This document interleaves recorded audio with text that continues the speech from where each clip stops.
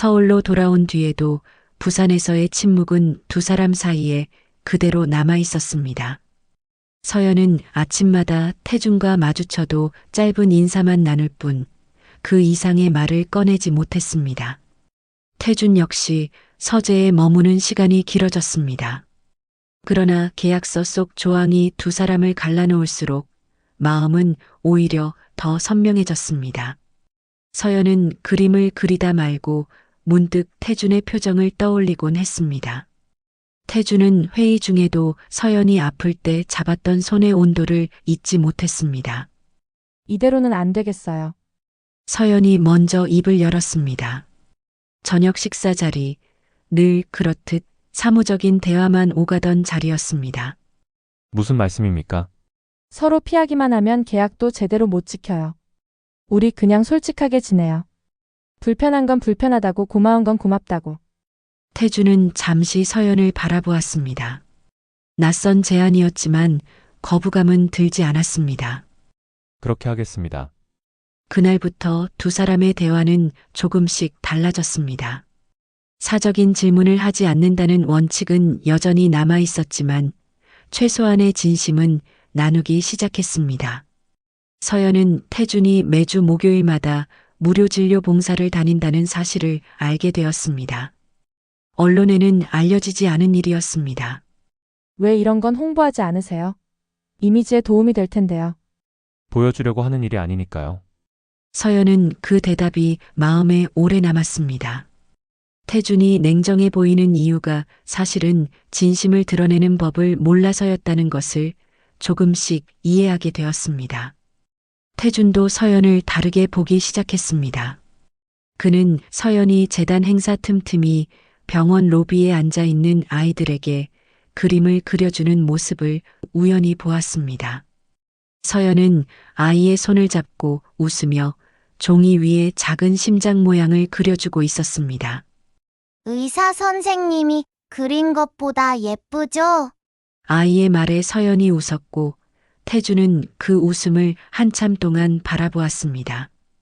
그 무렵 재단에서는 어린이 병동 후원 캠페인을 준비하고 있었습니다. 담당자는 홍보 영상에 쓸 그림이 필요하다고 했고 태준은 망설임 없이 서연을 추천했습니다. 제가요? 전문 작가도 아닌데요. 아이들 표정을 가장 잘 그리는 사람이 필요합니다. 서연은 오랜만에 정식으로 붓을 들었습니다. 처음에는 손이 굳어 있었지만 아이들의 얼굴을 하나씩 그려나가며 점점 예전의 감각을 되찾았습니다. 작업이 진행되는 동안 두 사람은 자연스럽게 대화를 나누게 되었습니다. 색감에 대한 의견을 주고받고 아이들의 사연을 함께 정리했습니다. 계약이 아니라 협업이라는 것이 두 사람 모두에게 새로운 경험이었습니다. 캠페인 발표 날 서연의 그림은 큰 호응을 얻었습니다. 재단 이사진 몇몇도 서연의 진심 어린 태도를 인정하기 시작했습니다. 늘 서연을 못마땅해 하던 한정숙조차 그림 앞에서 오래 서 있었습니다. 이 그림 자네가 그린 건가? 네, 어머님. 솜씨가 제법이군. 짧은 한마디였지만 서연에게는 큰 위로가 되었습니다. 그날 밤 저택으로 돌아온 태준은 서연에게 처음으로 감사의 말을 건넸습니다. 오늘 수고 많으셨습니다. 당신 덕분에 캠페인이 잘 끝났습니다. 저도 오랜만에 즐거웠어요. 그림 그리는 거 잊고 지냈던 것 같아요. 다시 시작해도 좋을 것 같습니다.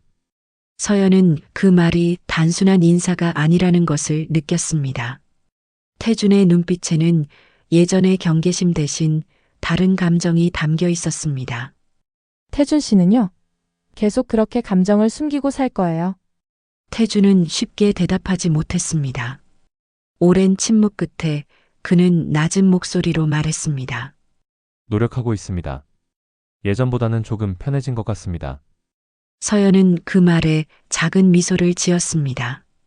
완전한 고백은 아니었지만 처음으로 그의 진심에 가까운 말을 들은 것 같았습니다. 두 사람은 그날 이후로 조금씩 더 많은 대화를 나누기 시작했습니다. 사소한 일상, 각자의 하루, 작은 고민들까지도요. 계약서의 조항은 여전히 그대로였지만 두 사람의 거리는 눈에 띄게 가까워지고 있었습니다. 서연은 방으로 돌아와 오랜만에 스케치북을 펼쳤습니다. 종이 위에 무심코 그려진 것은 병원 로비도 아이들의 얼굴도 아니었습니다. 창가에 서서 조용히 미소 짓는 한 남자의 옆모습이었습니다. 서연은 그 그림을 한참 바라보다 조용히 덮었습니다. 마음속에서 무언가 결심이 서고 있었습니다. 이 감정을 더 이상 부정하지 않기로, 그러나 서두르지도 않기로요. 창밖으로는 다음 계절을 준비하는 바람이 불고 있었습니다. 두 사람 사이에 놓인 계약이라는 벽은 여전했지만 그 벽 너머로 조금씩 빛이 스며들고 있었습니다. 캠페인이 성공적으로 끝난 뒤 저택에는 예전과 다른 공기가 흘렀습니다. 서연과 태주는 여전히 각자의 방을 썼지만 저녁마다 짧은 대화를 나누는 것이 자연스러운 일과가 되었습니다. 계약서는 서랍 속에 그대로 있었지만 두 사람의 마음은 이미 그 종이 한 장이 담을 수 없는 곳까지 가 있었습니다. 그러던 어느 날 재단 소식지에 뜻밖의 기사가 실렸습니다. 태준의 전처 차유리가 과거 인터뷰에서 사실을 왜곡했다는 내용이 뒤늦게 밝혀진 것이었습니다. 당시 방송 관계자의 실수로 묻혀있던 원본 녹취가 우연히 발견되면서였습니다. 태준을 흔들었던 소문은 서서히 가라앉았고 이사회의 시선도 예전으로 돌아왔습니다. 하지만 정작 태준을 붙잡은 것은 여론의 변화가 아니었습니다. 그는 어머니 한정숙의 한마디를 오래 곱씹고 있었습니다. 상처받기 싫어서 사람을 밀어내고 그러고도 잘 살고 있다고 생각하니 그 말은 태준의 마음 깊은 곳을 건드렸습니다. 그는 처음으로 자신이 만든 규칙이 스스로를 지키는 것이 아니라 스스로를 가두는 것이었음을 인정했습니다. 어머니, 말해보렴. 계약이 아니라 진심으로 다가가고 싶은 사람이 생겼습니다. 한정숙은 잠시 아들을 바라보았습니다. 처음 서연을 못마땅해 하던 그녀였지만 캠페인에서 본 그림과 태도는 쉽게 잊히지 않았습니다. 그 사람 마음은 아니? 내가 먼저 확인해야 할 건 계약서가 아니라 그 사람 마음이다. 태주는 그 말을 마음에 새겼습니다. 며칠 뒤 그는 서연을 조용히 불렀습니다. 저택 정원의 작은 벤치였습니다. 드릴 말씀이 있습니다. 말씀하세요. 계약을 끝내고 싶습니다. 서연의 표정이 순간 굳었습니다. 태주는 서둘러 말을 이었습니다. 오해하지 마십시오. 아버님의 치료 지원은 계약과 상관없이 계속됩니다. 이미 재단 명의로 별도 신탁을 마련해 두었습니다. 제가 끝내고 싶은 건 계약이지 당신과의 관계가 아닙니다. 서연은 그 말의 의미를 천천히 이해했습니다. 그럼 지금 저한테 뭘 원하시는 거예요? 계약이 아니라 선택으로 제 곁에 있어 주셨으면 합니다. 조건 없이요. 서연은 오랫동안 말을 잇지 못했습니다. 아버지를 위해 시작한 계약이었습니다. 그러나 지금 이 순간 그녀의 마음을 흔드는 것은 계약이 아니라 태준이라는 사람 자체였습니다.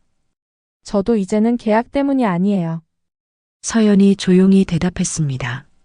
처음에는 아버지 때문에 시작했지만 지금은 태준 씨라서 여기 있고 싶어요. 태준의 얼굴에 오랜만에 편안한 미소가 번졌습니다. 두 사람은 그날 이후 계약서를 공식적으로 폐기했습니다. 대신 새로운 시작을 천천히 만들어가기로 했습니다. 서두르지 않고 서로에게 확인하며 관계를 쌓아가는 방식이었습니다. 서연은 재단 청년예술센터에서 정기적으로 그림을 가르치기 시작했습니다. 아이들과 함께 그림을 그리는 시간은 그녀에게 잃어버렸던 꿈을 되찾는 과정이었습니다. 태주는 그녀의 작업을 대신해 주려 하지 않았습니다. 대신 옆에서 묵묵히 응원하는 사람이 되었습니다. 오늘 전시 준비는 잘 되고 있어요? 조금 힘들지만 재미있어요.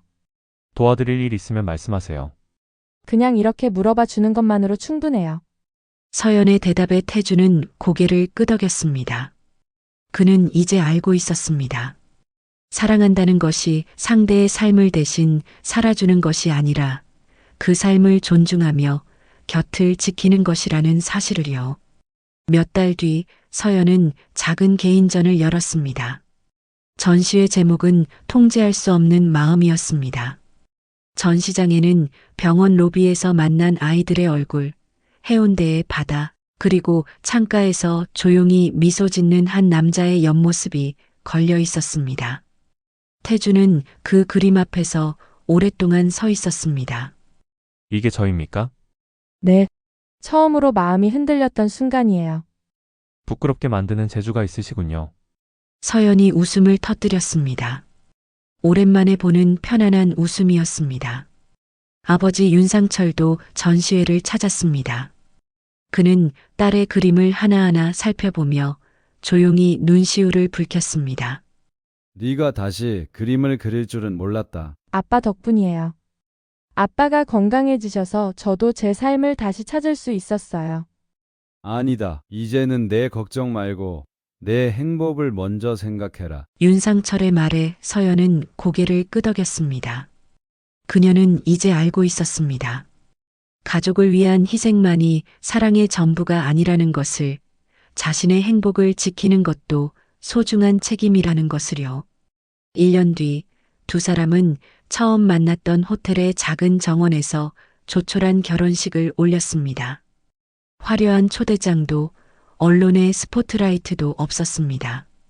가족과 가까운 사람들만 모인 자리였습니다. 태주는 서연의 손에 반지를 끼워주며 말했습니다. 이번에는 계약 기간이 없습니다. 감정 금지 조항도 없고요. 대신 이런 약속은 하고 싶습니다.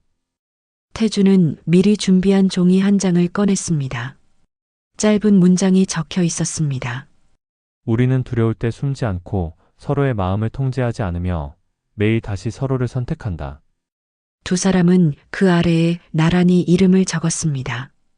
거짓 부부로 시작된 관계는 계약이 끝난 뒤에야 비로소 진짜 사랑으로 완성되었습니다. 태주는 사랑이 약점이 아니라 자신을 솔직하게 드러내는 용기라는 것을 배웠습니다. 서연은 누군가를 위한 희생과 자신의 행복이 서로 다른 길이 아니라는 것을 깨달았습니다. 두 사람의 마지막 약속은 영원히 변하지 않겠다는 다짐이 아니었습니다.